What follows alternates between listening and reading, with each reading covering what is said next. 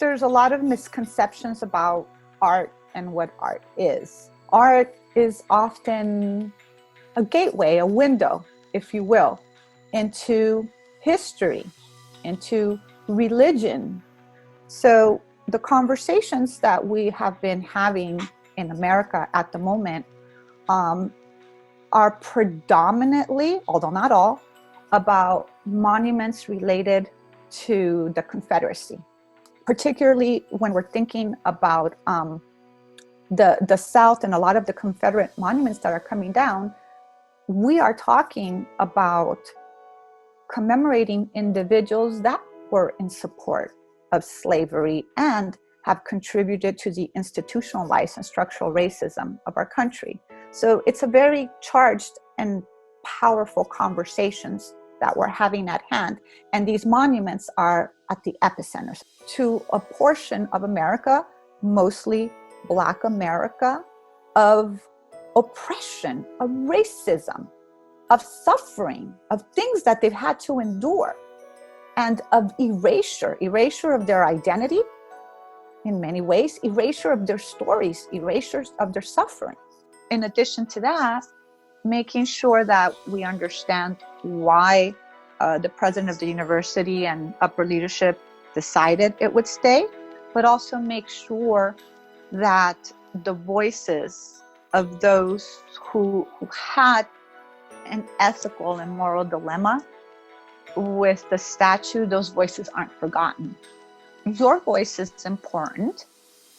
So it's important that we say that to Black Lives Matter. And it's also important that we say that to our Indian American community, right? To say, no, I don't agree with you. I want to do something different. I am not going to conform. And this is something I like to look at and quite fascinates me, is when art conforms and when it deviates.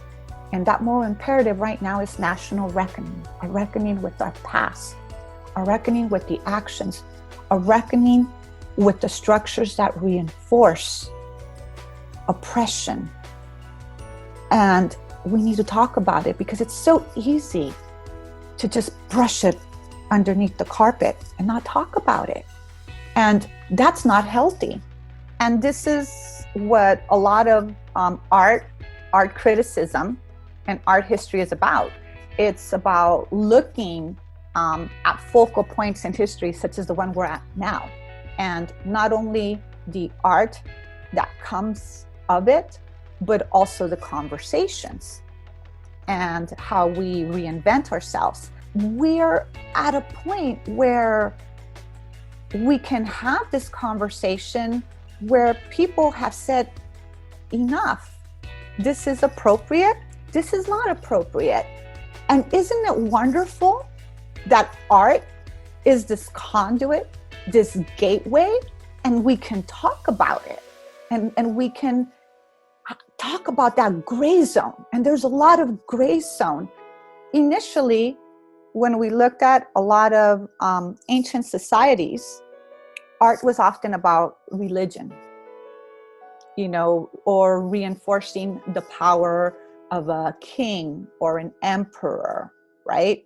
So when you think of, for example, the pyramids of Giza, they're considered these monuments. We talk about them in art history, but they really were tombs that commemorated a pharaoh.